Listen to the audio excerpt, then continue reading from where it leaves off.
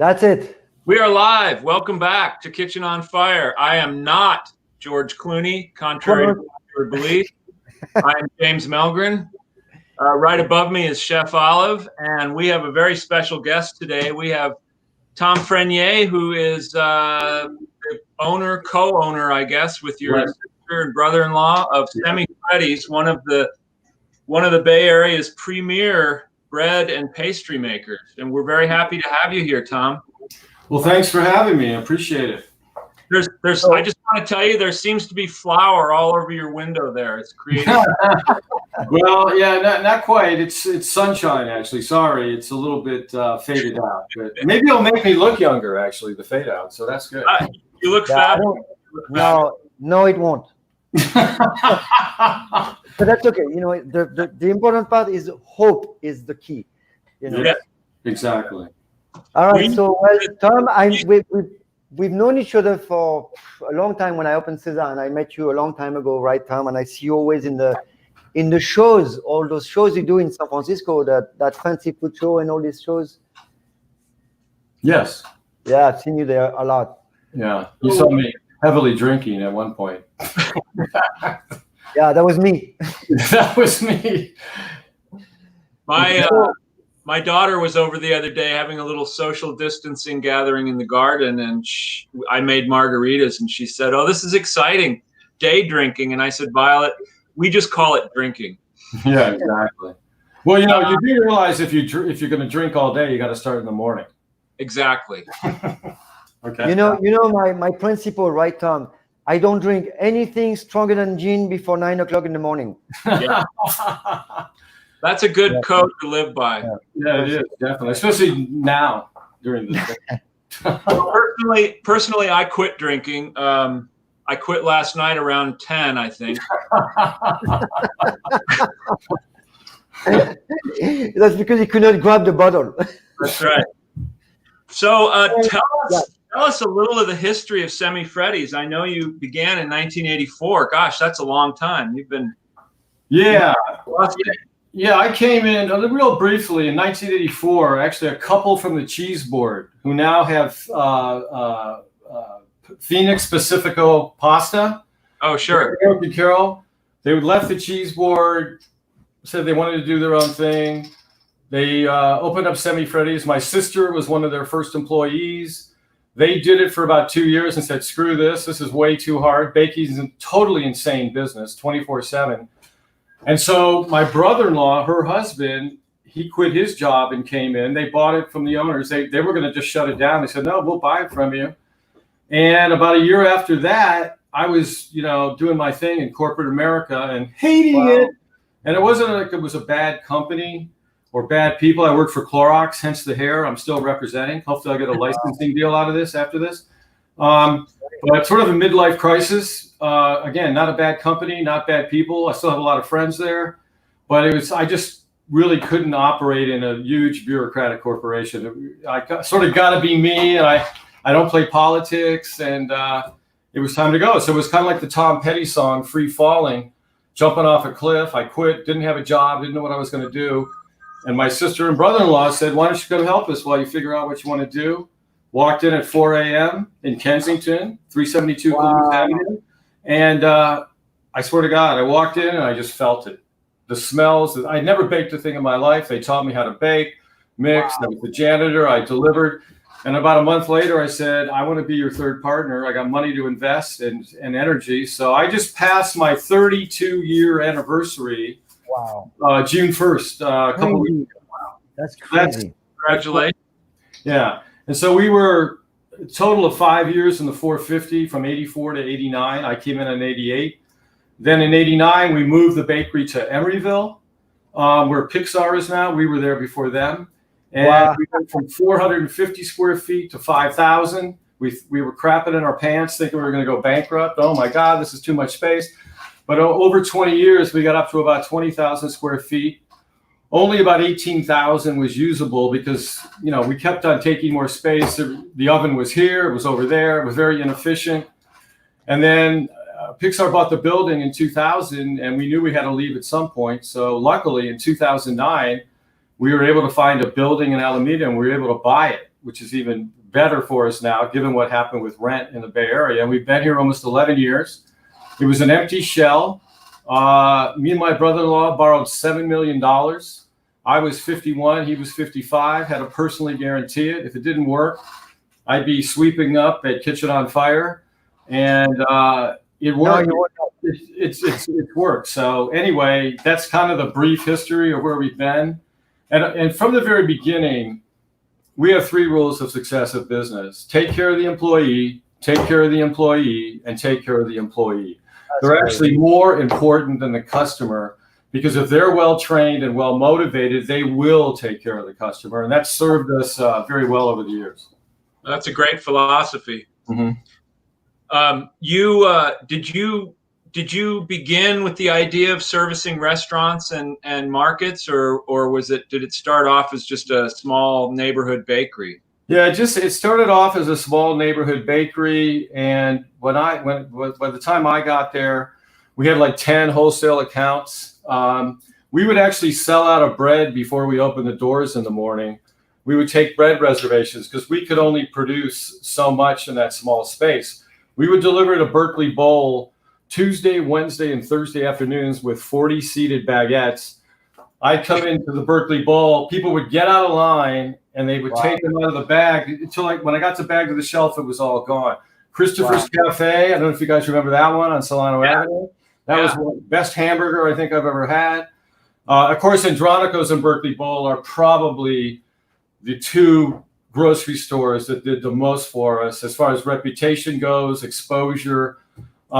They just, those were our first accounts. We had a couple restaurants in there, but yeah, that's how we started out. And so naturally, as we grew, we started off heavily weighted toward grocery stores when we were first growing out of Emeryville. What I liked about the grocery store is the customer chooses what they want.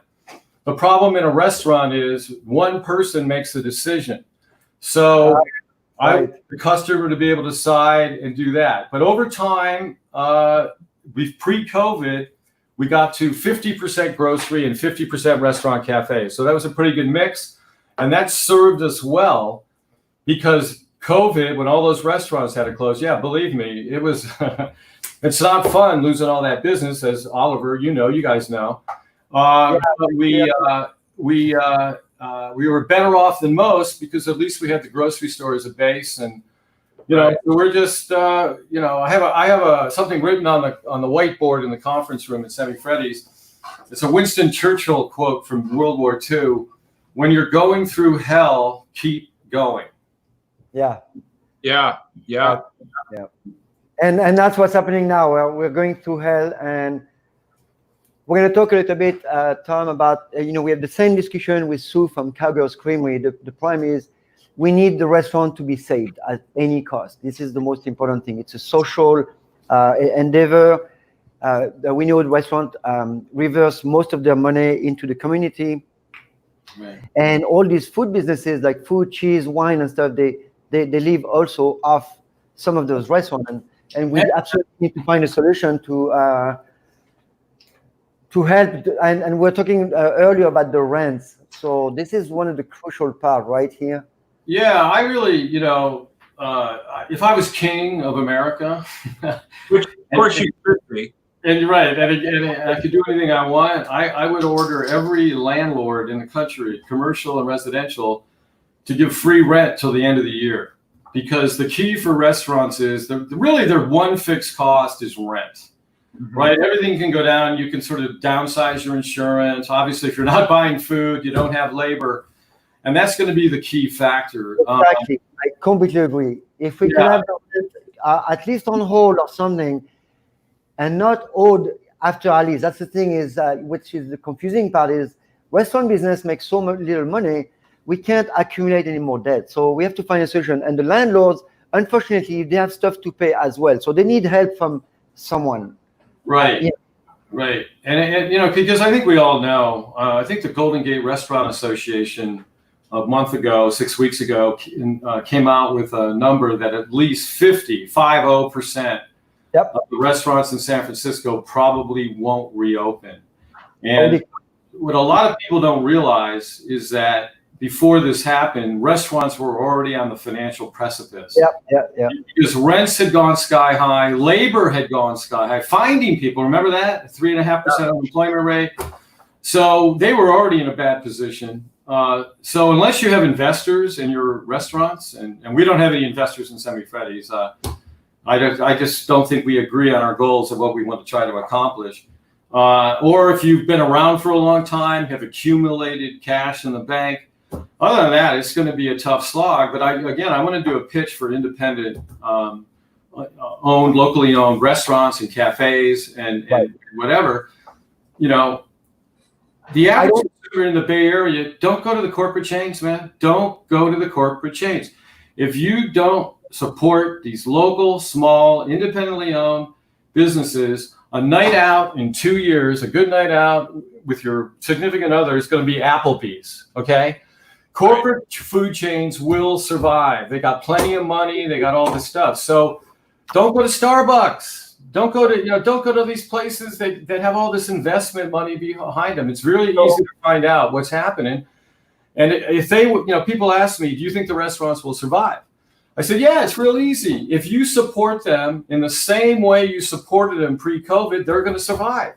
But if you don't, they won't. So it really is up to the consumer ultimately to see how many of these restaurants are able to survive this. And I would call it a crisis in the restaurant industry. So absolutely. I want to point out something though that's really important. You know, we always talk about the financial aspect, which is very important, obviously, because restaurants needs to survive because it's part of the society and the city and everything. But there's a social aspect to that. We cannot lose our public places where people can reconvene in the evening or during the day. We cannot lose that. We cannot do that. It's like in the old days when we used to greet around the fire. The restaurant business does exactly that thing. It enables us to be able to regroup as a humans and as a society and as a community. So it's very important that we keep that in mind. Also, it's not just financially, it is social. There's a lot of implication to that, okay? We got to keep the personal touch. I went to a restaurant in Oakland the other night. It's Nido. It's a Mexican. They have a Mexican restaurant. They have a place more casual, about 1,000 feet away or whatever. Outdoors, Mexican food, really good place. There's a shout out to them. But they went to this system where you have to log into the system. Oh wow! And you got to go to the menu, which on a small phone is tough to do. Our friends had been there before we arrived, and they had ordered a drink and an appetizer. And then when they were ready to do the entree, they had to re-log into the thing. And I think we all agree with this. The phone is we're the slave to the phone all day long. So when you go to a restaurant, I don't want to look at my phone again and try to figure it out. And I think the thing about the restaurant business is that you cannot let go of that human interaction, the social. My hope was that people, after this is over, would finally figure out that Facebook is not a social thing. Interacting with people, real live people, is a social thing. And that you don't get as much satisfaction doing it over the internet. I'm just a big fan of the personal touch. I think human beings need to be around people, and I'm hoping that maybe there's some people that will get off their phone after this is all over and realize walking down the street on a beautiful day is the way to do it, and not looking at your phone when you're walking down the street. My problem is the cord on my phone only reaches to the end of the sidewalk, so I can't really. Am I? What was that? Yes, I get you an extension. I don't understand. I got a longer cord, but it still only goes so far, Yeah. So social network is a misnomer if there ever was one, because it has its purpose. It's great in some ways, organizing protests, for example. Right, exactly. Or promoting a business or promoting an event. Or showing family photos. Yeah, showing family photos to your friends. Yeah. Or looking at, cute cat videos, which I heard is very big. But you're right. People need to be around people. And in the old days, they'd gather at the marketplace. And we have that to some extent still today. But I think the restaurant has kind of taken that place. And it's important. We have at Cesar, we had a steady stream of regulars that came most days and sat at the bar. And this was their time. This was they talked about news. They talked about current events. They talked about nonsense. They talked whatever. Right. But it was a real important thing for them. And it wasn't just about the alcohol. I mean, most of them would only have one drink, maybe two. Mm-hmm. It was about the social interaction. Because let's face it, you can open a bottle of wine at home very easily and probably cheaper. Right. Oh, without a doubt. Without a doubt. No, it's all about for us, you know, I have a saying sometimes where I say analog is underrated. You know, digital is not always the way to go. And like at Semifreddis, you call us, you know, we go 7 days a week, 24/7. You call us from 8 a.m. to 4 p.m. Pacific Standard Time, 7 days a week. Somebody live answers the phone. I've never understood why businesses put you into voicemail when they're open. You know, I know some accountants told them they'll save some money if they do that. But can you imagine calling a company, especially when you have a problem, and a live person answers the phone, and within 2 minutes, if it's a problem, you're talking to one of the owners? That just doesn't happen anymore. And I think people are so sick of dealing with, you know, voice recognition systems that misinterpret what you're saying. I love it when you start swearing at them, and then they say, sorry, I didn't get that. But I just think that any business that maintains the personal human touch is going to thrive long term. I really do believe that. That's why all the robots in the kitchens and stuff like that, I just don't see people getting into that as far as a place they want to hang out. No, that's totally. That's seditious talk, Tom. You're going to have a couple of men showing up at your door. And I think I'm already on a couple of lists anyway. So one of the largest study ever made on happiness by Harvard, 75-year studies, demonstrated that one of the most important elements is connection, relationship. Yes. It's crazy, huh? No, I think it's the most important reason for being here is personal interaction with people and making their life a little bit easier. You know, like food does that. Do. Bring them joy. Food does that. Food yes, does it does. Speaking of interacting, a question for this guy is a student that took my teen camp. He's really cool, and I was going to do a fried beignet, which I'll do next time. But he's asking marketing pastries like beignet, beignet because. Yeah, no. Whoever that is, Cleopatra or whatever it is, Cleopatra. Tom is really cool. Yeah, we don't deep fry anything, so the beignets aren't going to happen, and we don't have refrigerated cases or refrigerated truss, so the eclairs might be a problem with the cream in there. So no, we're just bread and pastries, and we do cookies as well. Some people don't know we make cookies, and we're actually going to come out. Everything old is new again in order to generate some sales revenue. We're going to bring back our breadstick, and our breadstick 20 years ago, and the recipe hasn't changed. I can't see it. Chronicle thing. We got #1 in the Chronicle back in the 90s. Wow. And we stopped making it because our business was growing so fast on the bread, and it was super labor intensive. So we're figuring out a way to make it less labor intensive, and people listening to this interview should be on the lookout for it because they're fantastic. They really are. And so we're doing things. We're going to come up with a wrapped chocolate chip cookie, and we're adding accounts where we can. Restaurants are opening up, but the average consumer's got to know that when they do to go, they're doing maybe 10 to 20%, if they're lucky, of what they did when they had sit down. So support these restaurants. That's right. That's right. Well, you talking about interacting with the community, Semifreddis does a lot in that respect in terms of giving back to the community. I know you have been very involved in a number of projects. The bread project, we had a picture up there earlier. Tell us about that. What? Anyway, part of our there it is. A part of our mission statement is to give back to the community. Because we feel that if we've been successful for the community. Plus, I actually want to give a shout out to our Bay Area Facebook peeps for the tremendous support we've received in the grocery store since this thing started. It's helped out tremendously, kept me from freaking out. So just thank you very much for supporting us during this time, because every little bit helps.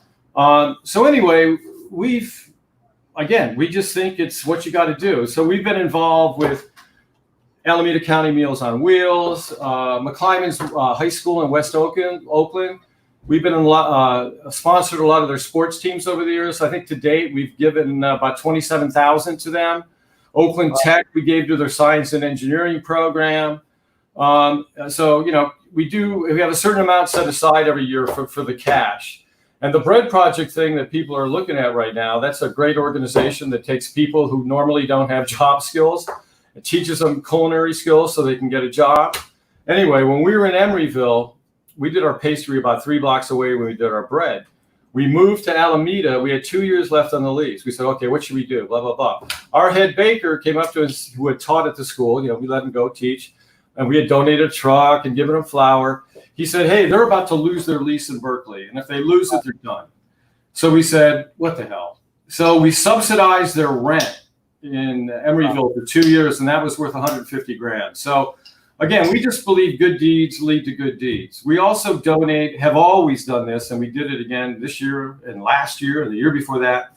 We donate about $400,000 worth of fresh bread and pastries to school fundraisers, to charitable events. We donate tours of our bakery and a silent auction thing. At the Berkeley Rep one time, they had their big live auction, and I went up there as the first one up, and we raised $6,000 in 5 minutes because we gave away. We're very involved with Berkeley Rep as well, the arts. So our philosophy is really the less fortunate and the arts. That's kind of and the schools. Education is what we really focus on. And we believe that just comes back over and over and over again. Like I said, we do 75 elementary school tours a year. When you look at it, guys, when you get them at 8 years old, you have them for the next 80 years. This is not brain surgery, right? So they see manufacturing, baking is science, it's art, it's everything. So anyway, we love it. We love it makes it really good to do it. So I'm involved with the Bread Project. I've been involved with the Bread Project for 2 years. Mm-hmm. Not lately, obviously, but I've done some training over there for many years, and we did a lot of fundraising with them. They're really awesome people. They're really great. Yeah. And by the way, because we believe charity begins at home, I don't know if I mentioned this before. I think I did, about taking care of the people, take care of your employees is really the key to the whole thing. And because we believe charity begins at home, at the end of the year, historically, we have a year-end incentive plan, profit sharing, safe harbor, cash bonus, and 401k contribution. Last year in total, we gave back to the employees, which represents about a third of our pre-tax profit, $550,000. The year before that, we gave away $650,000, and I was hoping this year we could do $700 because we were having a great year until all this happened. So anyway, we'll see. This year might be, hey, God, I don't know what we're going to be able to do. But anyway, we'll see what happens by the end of the year. But I can't emphasize this enough. Mike Rose is my brother-in-law, business partner. People will say to us, oh, wow, you guys, he say, hey, it's our employees. We've been fortunate to attract and retain really good people. Our head baker, I think, has been here 27 years, started rolling baguettes on the table. His general manager has been here 26 years. Another manager, 22, 20. Again, you get turnover in this business, but we've always wanted to make it like the Richard Branson thing. Train them well enough so they can leave. Treat them well enough so they don't leave. So that's been a key to our success. Yeah. We've got some amazing, amazing people here that just blow my mind every day, and a lot smarter than me and Mike, definitely. They're really your greatest asset, aren't they? I mean, you can replace an oven tomorrow, right? But an employee that's been there 27 years, you can't replace that easily. No, and we just have 3 rules if you want to work here. You got to be a reasonable, mature adult. You got to have a strong work ethic, and you can't be an asshole. So that's it. Real simple, you know. So we don't believe in having difficult people working with other people. And you have to be a snappy dresser. Yeah. Well, how do you like this, man? This is my, you know. I'm sure you dressed just like that at Clorox, didn't you? Oh yeah. No, it was suit and tie. And again, I have nothing bad to say about Clorox. I learned a lot there, and but I just, for lack of a better word, I didn't want to play the game. Clorox is one of my good clients. Yeah. Well, yeah, Clorox for your they're really cool people. I don't know, like. We all love Clorox these days because we're all disinfecting things at Cesar. We're constantly using it to sterilize the tables and the. Right. And they're big in the community too. They do a lot of good stuff, and it's actually a very, very good company. It really is. Yeah, and my business partner Lisa Miller, she's from Clorox. Mm-hmm. Yeah. So we have a lot of people from Clorox, and they have been really good people for us so far. But yes, exactly. So I don't know. So we just try to do any kind of, you know, when you deal with Semifreddis, you know, you don't need a contract. You know, we're sort of old-fashioned business guys, handshake, you know, because I learned a long time ago, a contract is only as good as the ethics of the people that are signing the contract. And so you can have a contract in place, and then people, you know, say, I'm not going to know, and then you got to take them to court. It's just not worth it. So, you know, any new account we start now, I go out there personally and meet them and just make sure that, you know, they're the kind of people we want to be dealing with, because life's too short, right, to deal with people that are difficult. Right. Yeah. Speak for yourself. My life is long. Hey, Olivier, I swear to God, man, you should be a comic, shouldn't he? He'd be a good physical comedian, I think. Hey, let's talk about the product itself. You know what makes the difference between all the product, any, you know, cheese, bread, wine? It's the base, right? The flour, the water, the handling, and that's gonna go. That cannot be replaced by machines, or I mean, what do you think the future of, like? I mean, you are an artisan, right? Yeah. We have. If you can see from the thing, we have mixers, obviously, and we actually have these machines from Japan called a Rion machine that are just we're making better bread now than we ever have, because it's very gentle in the dough. We can really hydrate the dough, but the real key is, you know, you got the ingredients, yes, but the real key is passion. In the food business, if you're not passionate about what you're doing, you're going to see it in the end result of the product. But it all starts with using good ingredients.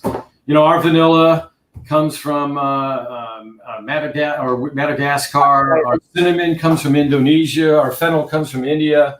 So again, we kind of search the world for what we think are the best ingredients. So, you know, we talked about, because we had a crisis management team when all this first happened, we met every day at noon. Hey, worst case scenario, we'll just make stuff with flour, water, salt, and yeast, because, you know, you don't know if the supply chains are going to get interrupted, right? So that was a big worry for us too. You know, all the things that possibly could happen. And the biggest problem with this COVID-19 thing, I know you guys can relate to this, is you can't control. There's things you can't control, right? But you had a great reputation, Olivier. Kitchen on fire. You're on fire. The whole business was on fire. Doesn't matter.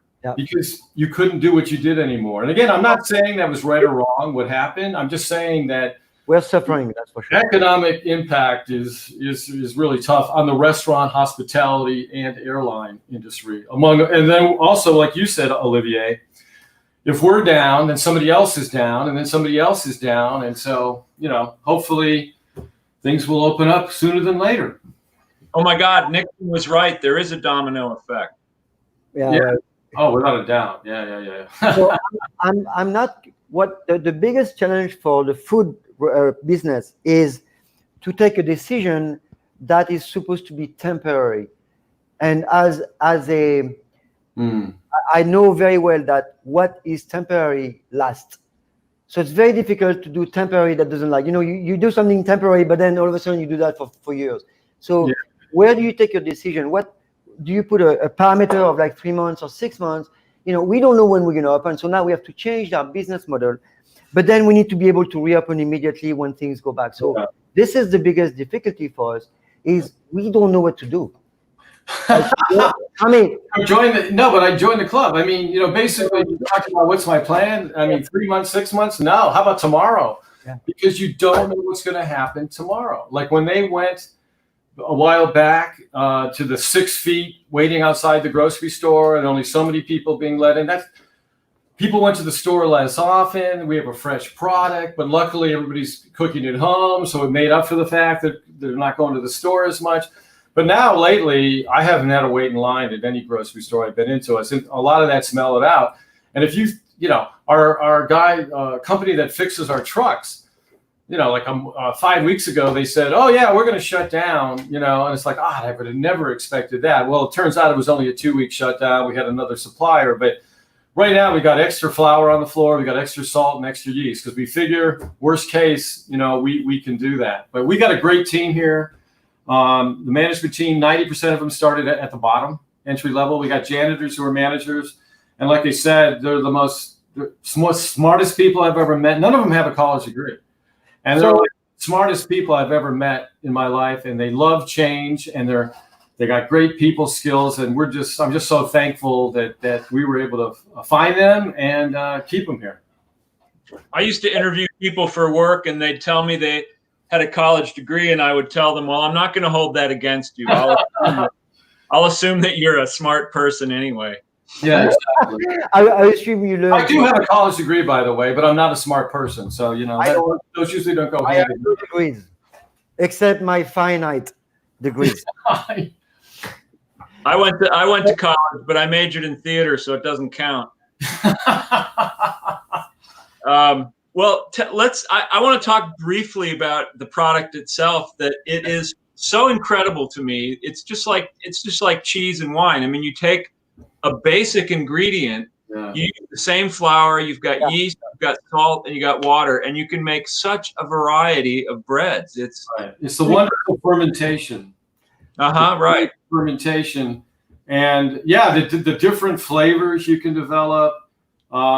And again, they do a fabulous job. We're different than some bakeries. We don't refrigerate any doughs. It's all fresh every day. Well, I'm not saying it's better or it's worse, but we're at the mercy of the weather big time. So we post the weather every day, talk about it. A hot day, we're going to have to cool the water down in the mix, proof box, turn it down a little bit. So it's a very unstable process, but they've done just an incredible job being very, very well. Again, we feel our bread's never been better because we have a lot more knowledge. When we first started, we didn't know shit. Oh, excuse me, I probably shouldn't have said that, but I just did. If you read a bread baking book, I swear to God, they leave steps out. It's like I don't know if you guys ever tried making bread. I know Olivier, you had. It's not like making coleslaw. Not a great, but it was boom, boom, boom, boom, boom. You're going to get the same result in Denver, Colorado as you do in the Bay Area.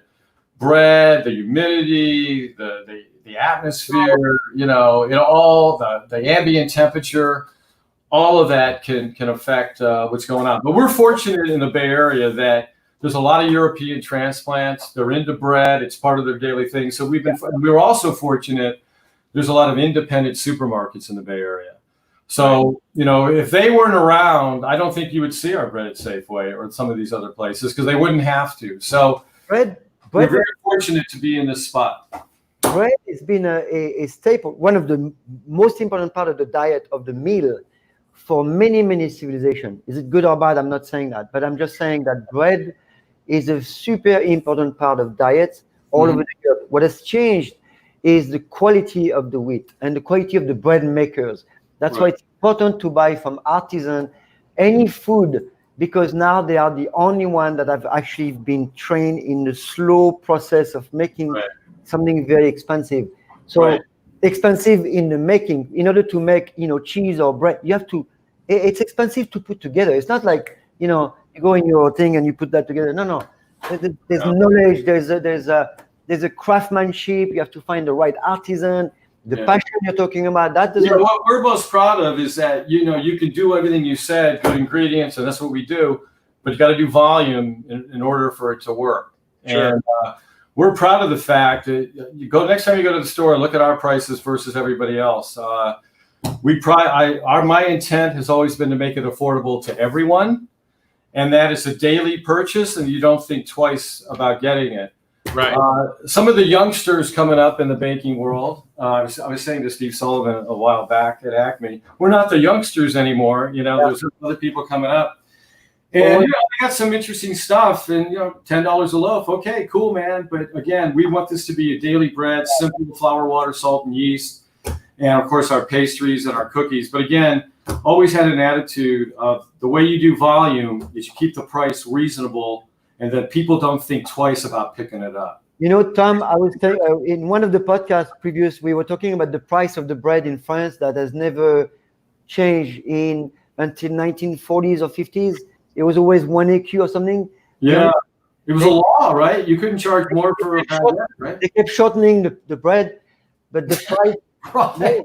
the price had to be the same because in the mind of people it was super important. Right. And I want to talk about what you told me this morning about the way you package all your product. Now it's a complete different change, right? Right. I think everybody's familiar in the Bay Area, going back to Colombo, Toscano, probably back to the Gold Rush, where French bread, artisan bread was displayed in a paper bag, open-ended, right? That's what we all got used to. In the good old days, the baguette was sticking halfway out of the bag. It was really cool, blah, blah, blah. Well, in the hysteria week of COVID, when after Newsom made his announcement, people were just, oh my God, you got to do this, you got to do this. I said, look, relax. So what we did is we turned the bread around on the bread rack so the open end was not facing the customer. And I think Acme did this too. We put our name on the bottom of the bag a long time ago because we thought one day they might have a problem with it. So you could see the bread name. Then we made our breads that go into the grocery store, we made them about 3 inches shorter than they were so we could fold the bag over. Wow. So now we're slowly but surely getting longer bags in. So we're slowly but like our sweet and sour baguette are back to the same length. By the way, they were always the same net weight. It wasn't like you were getting less bread. Right. But I mean, I can't even tell you guys, the first 3 weeks, at noon, we met with our top people every day and said, okay, what happened last night? What do we got to do now? What do we got to do this?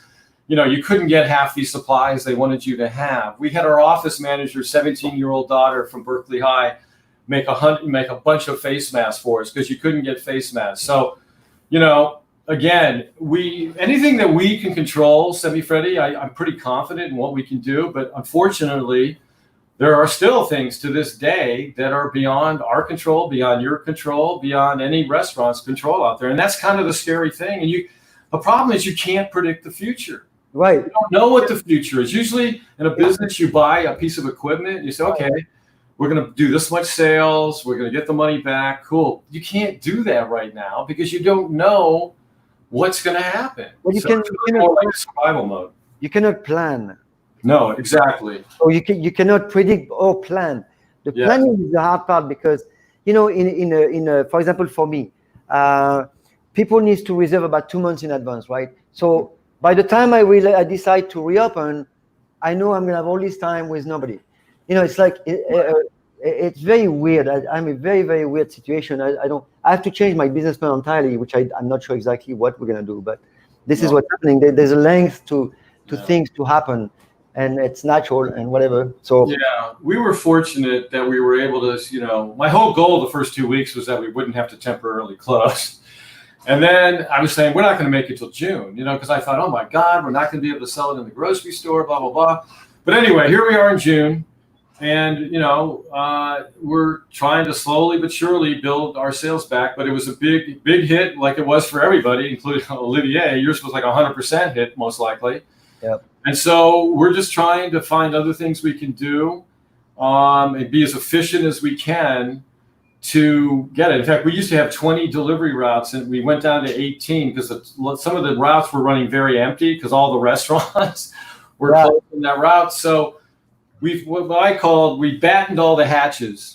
And I said, anything you want to spend money on that we don't absolutely necessarily have, we can't do it right now. So everybody's been cool about that. We're trying to keep overtime limited. But again, we not only my management team, but we just have a wonderful group of people. And in fact, we have 11 different countries here that speak 9 different native languages. The power of diversity strikes again. And you know what? People are just people. They get along because, and we demand that actually. I mean, this is an equal opportunity employer. It's based on how good you can do your job, how good your people skills are, and that's it. We don't care anything else about you. We are going to judge everybody on a fair and level basis. Yeah, bread speaks every language, doesn't it? It sure does. Yeah, staff of life.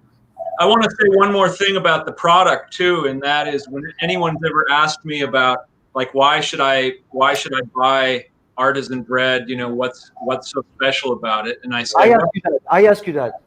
Yeah, all the time.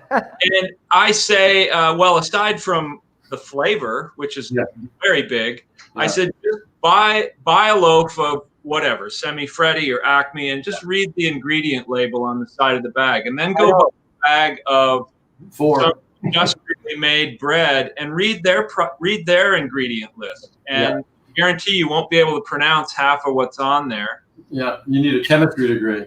It's a long list of things that just have no place in bread, except of course when you want your bread to stay spongy, soft, and moist for 6 months, and not mold. Right. It has a half-life of 26 years. Yeah. Obviously, the less ingredients, the fresher and the more local the product is. That's just the way it is. And it's just a difference. You know, there's some bread that out there. No one mentioned any names. I don't necessarily put them in ours or Acme's category. But, you know, you get a sandwich on the bread. Okay, the sandwich tastes good. All the stuff's on there. But if you put good bread on it as well, there's a huge difference. Right. And but you know, the average person, you know, with all the mayonnaise and mustard, they might not. I tell you, man. I know it's a difference. I don't know if you remember 20 years ago the sandwiches in Paris.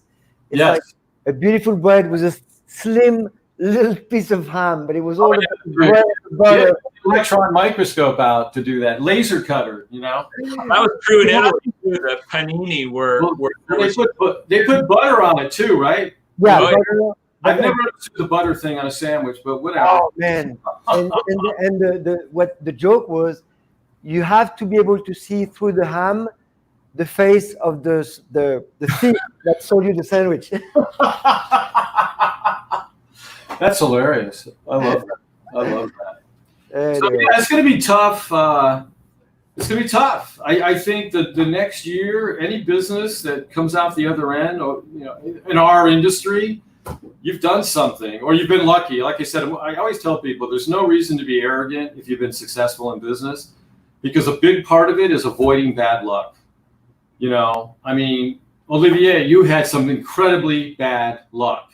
Yep. And you know, both your business revenue channels were basically said you can't do it anymore. That's basically what happened, right? Yeah. So look, you know what I would always say, man. I'm not superstitious. It brings bad luck. Okay. The good thing is now Olivier's had plenty of time to work on the vaccine, and he's almost got it. Okay. Oh. Well, I knew the French would come up with it. That was my bet, actually. Yeah, I would like to give a little shout out to you know, we shopped at Andronico's for many years, my wife and I, and then you know, they kind of hit hard times. I don't think Trader Joe's opening a few blocks away helped, but they had some hard times, and then eventually were taken over by venture capitalist, and then Safeway acquired them. Right. And I just thought, oh my God, what's going to happen now that they're Safeway? And I got to hand it to Safeway. They've now, well, it's back to being called. They tried. Yeah. They never should have changed the name. I told them that too.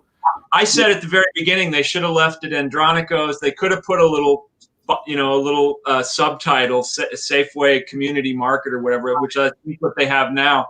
Right. But I was afraid what would happen to the bread. And you go in there and there's still a nice wall of artisan bread. You know, there's Semifreddis and Acme. They kept it pretty much intact. They knew what they had, and so they're, you know, like I said, they depending on where you live, a Safeway in your neighborhood could be pretty upscale, but that's not true of all of them. But they've definitely, all of them have. They've all jumped on the organic thing and the various products you can buy. And so they've really upped their game. But that's another reason that independent markets, grocery stores are so important, because without them, they wouldn't have had to step up their game. Yep.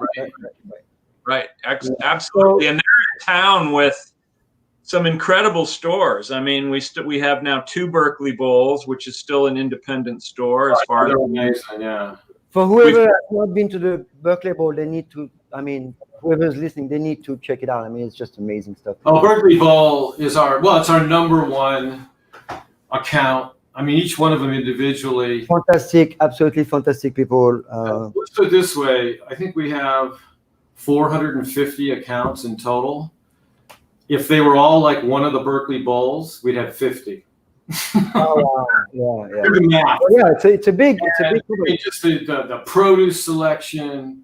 No, like I said, the Broncos and Berkeley Bowl really are the 2 businesses that really they're in the Hall of Fame at Semifreddis.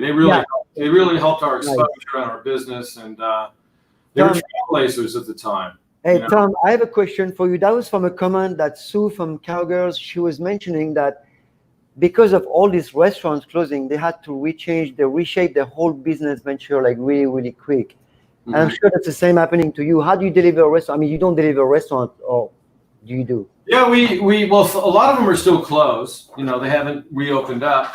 But no, we are delivering below our minimum for a lot of them. During a long time, with the hope that we'll get to the point where it will make our worthwhile. But like for instance, Dorte La Note in Berkeley. Yeah, Dorothy, she's an old friend. She's a tough lady, man. And I told her, yeah, she's. I shouldn't say this. In case one of my other customers is saying, she goes, "Oh, I'm gonna probably have to pay you later." I said, "Don't worry about that right now." And she goes, "Well, I'm going to order a small amount. You're going to deliver." I said, "We'll deliver 1 baguette a day to you." Wow. Right. And that's what I love about this business. And this is what I don't want to go away. That is awesome. I don't want to have to deal with a corporate drone from whatever. Name your corporate food chain that's masquerading as a local company. I love the character. Look at Olivier. This guy's a total character. I love characters of these independent restaurant owners, food people in the Bay Area. They're passionate. That's the number one thing. And they're just not corporate drones. And you don't even have to deal with that full time. You don't even know that Dorothy, her house burned down 2 months ago. Yeah, did you know that? I know. She lost her dogs. It was insane. God, poor woman. Yeah. She went through some hell. So thank you for, she's a good friend. No, I wanted to give her a shout out, and and she's out there doing it, and our sales have gone up, not where they were, and it's a double whammy in Berkeley, because UC Berkeley's not in school. Right. All the businesses used to go, "Oh my God, summer's coming, whatever, it's all going to go down." So I don't think the average person realized this is a tough situation. A very good situation.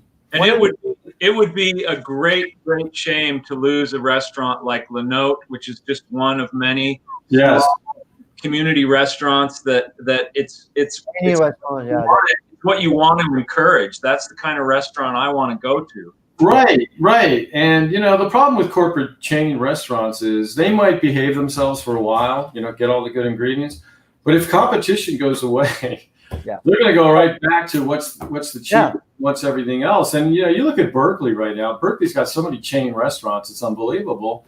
It's a very difficult city to do for a small business to do business in. They make it very difficult for businesses there. I think Dorte's on a commission with the Berkeley City Council. Come on, man, we need some help, in the restaurant situation. So San Francisco to do business in. So, again, if these city councils don't help these small businesses, it's going to be chain city. And I always used to tell people, I thought Berkeley, not now, but in the old days, I thought Berkeley was the best food city per capita in the world. They had every different ethnic restaurant. They had all these people experimenting, microbrews, Triple Rock, Acme Semifreddis in the East Bay, the East Bay has created a lot of stuff, right, coming out of here, and you know, it was a little bit more doable business-wise back then. Mike and I, my brother-in-law, say that there's no way we could have done this today. There's no way. We could have done it without investors, and that's a sad thing because you know, investors have one thing in mind. They want to get their money back. You know, they say they care about the product. They say they care about the employees, but at the end of the day, they want to get paid, whatever. That's the way it is. And that's why we've never had any investors. And over my dead body, we ever would. It's just not what I got into it for. And again, if you view it that way, then it's going to become a widget. Whatever you do is going to become a widget. It's not going to become bread or cheese or whatever else you're doing. So we haven't had to change our methodology much, Olivier, on the restaurants. But you know, like you said, we are working with restaurants who are below the minimum because we want them to survive. Another one is Revival in Berkeley, Amy. Amy. And her rent is $20,000 a month. Her rent's $20,000 a month. And, you know, of course, the landlord's not, you know, maybe this will pressure him into doing something, but the landlord's got to work with these people. They got to work with these people or they're going to have an empty space. You know, here's the other thing today. What bank is going to loan somebody money to open up a restaurant? No. You know? So that's the thing.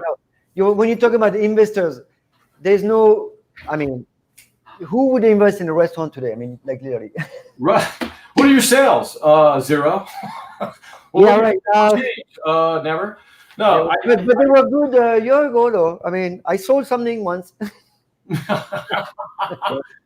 But yeah, like I said, so we have to count on the community. So like you were saying, spending money in a restaurant, yes. What's happening today is, I can see from, you know, I've done a little bit of food to go and we don't make any money, so we stopped that.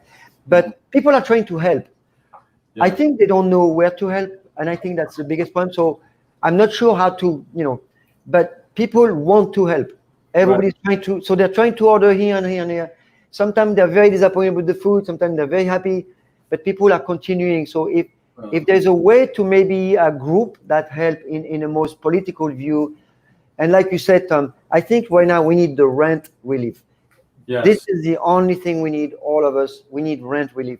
Yeah. If we can get that, we're going to be able to pass by. The money is not coming in. There's no investment. There's none of that. So, and all these landlords, you know, I'm kind of a radical hippie from Berkeley. You know, I went to Cal. Some are good though. Some are good. Mine is a pretty good ridiculous. They made ridiculous money over the last 10 years, right? We all know that. Yeah. So give something back to your community. I have good landlords. Don't collect rent for 6 months. You're going to be fine because you made so much money. It wasn't even funny. So again, if they want to, you know, if they want to help the restaurant industry, that's what they should do. Now, you know, they do it? Probably not, but they should. As much as I agree with you, I need to make sure that they get help too. I'm not a landlord at all. I don't own any property. I have never been in that business. I'm just saying that some of them that I know very well, they have stuff to pay. You know, some of them are rich, some of them don't. And they're going to need some help too. We can't just break down that whole system. No, because the banks have to come in too. The banks have to give that mortgage. And this is all through the system. I agree. But I think we all agree that if the rent is going to stay the same as it was pre-COVID, we can't. More businesses, a lot more restaurants are not going to be able to reopen. Would you agree with that, Olivia? Yeah. Well, and I think the important thing to remember too is that a lot of restaurants are not going to make it through this. I think that's a given, and a lot of food manufacturers as well. But the ones that make it through are going to have a hard time, and hopefully we'll get going again at Cesar and various places. But if you think about it, if it all ended and it had to start over, and it had to start over today with rents the way they are and with the city government the way it is, there'd be no Chez Panisse, there'd be no Semifreddis, right? There'd be no La Note, there'd be no Cesar, there'd be no anything except whoever could afford to come in and pay $20,000 a month rent, which is Applebee's and Friendly's and right. It's 20,000. It's 20,000. Investors. You'd have to have investors, and when you have investors, the creativity doesn't happen as much because they want a product to market now. They want a product to market now. And so, you know, it would be a shame. I think creativity would be sapped if that's the way it's going. The thing with investors, you have to have a good relationship with investors. They need to understand that you're not working for them. You're working for you, and they are participating. And, you know, we're all going to make a little money, yes. But some of them, they want too much money. You don't even make that money. Right. So it has to be understood. No, I mean, yeah, no, I know. You can't work for another bank. Yeah. No, you know, I would rather work someone. And when I'm home, no more headache. But as a business owner, there's no end. I know. You know, you wake up. Familiar with that scenario. You wake up in the same dream you were, and it's like it's actually another dream. It's a we go 24/7, so it really the fun never stops. Also, I wanted to show you guys this. Put it up here. You see that? Nice. That's a product we do only for restaurants. It's called a miche. It's like levain. La miche, yes. Whole wheat, white, very sour. Restaurants, cafes love it because it's a big loaf and the slices are the right size, and it's good for avocado toast. You know, the thing that cracks me up about avocado toast is I was putting avocado on toast in 1975, so I guess it took that long to catch on or something. You know what I mean? And then it kills me. Well, as I once told my daughters, I think one of my daughters listening to this, when they were young, the last original idea in the food business was 2,000 years ago. Yeah. Right? Everybody that's why you can't trademark recipes, right? Because everybody's got their little take on it, blah, blah, blah. But, you know, anyway, like I said, we're fortunate that we're keeping our head above water right now. Yeah, we hope to keep it that way. So, and we're just, you know, hey, we're going to keep on going, and you know, it's looking better than it was 2 months ago. Let's put it that way. Yeah. So the goal about this show is to keep kind of the energy going. I know it's a very sad time, and for us, it's a catastrophe. But if you let go, then you die. So right. You know, it's like there's a saying that says, "Why jump out of the boat until the boat is under the water?" I mean, exactly. You know, as long as you have a little bit of, you know, you have some air, you need to keep going, because if not, I mean, it's not possible. So, although it is harder to jump out of a boat if it's underwater when you think about it. So, oh yeah, no, I wouldn't be here talking to you if I wasn't, you know, remained optimistic and stuff. It's just, what's weird about it is there's things I can't control. Right. That could really screw us up. I've already screwed you up, Olivier. But whatever, you just gotta feel comfortable in that uncomfortable. I'm still. I didn't let go, Tom. I'm still working on, you know, my program. I'm still. I need to reopen. I'm doing virtual classes. I'm still working a lot. I work like every day, nonstop, continuously, until I found the right stuff. So when 3 or 4 months or 6 months from now, when they allow me to do classes again, I'm not completely buried. So that's what I'm doing. Really, unfortunately, we make millions doing this podcast too. Oh yeah, right. in gigabytes. I think it's a very good thing that no matter what happens, I don't think people are going to lose their taste for good bread, especially in the Bay Area. We're very, very spoiled here. Yeah. We are never going to go back to ordinary, you know, not commercially made, but industrially made bread. Right. We're very spoiled here in terms of all kinds of food. So that bodes well for you. It bodes well for a lot of the smaller restaurants. Right. If we keep everyone in business. Right. And that's, yeah. So anyway, like I said, I would, you know, we have 2 more minutes to wrap it up. Okay. Anyway. No, I mean, like, we don't have to, it doesn't close at 2 minutes. That's fine. Okay. That's cool. Well, again, I just want to encourage everybody, you know, to support your local restaurants as much as you can. And, you know, local cheese, local winemaker, any food artisan we all cross over. We need to all work together. Right. And it's local money, because the money stays in the community. Exactly. Go off to some Austin, Texas or something like that.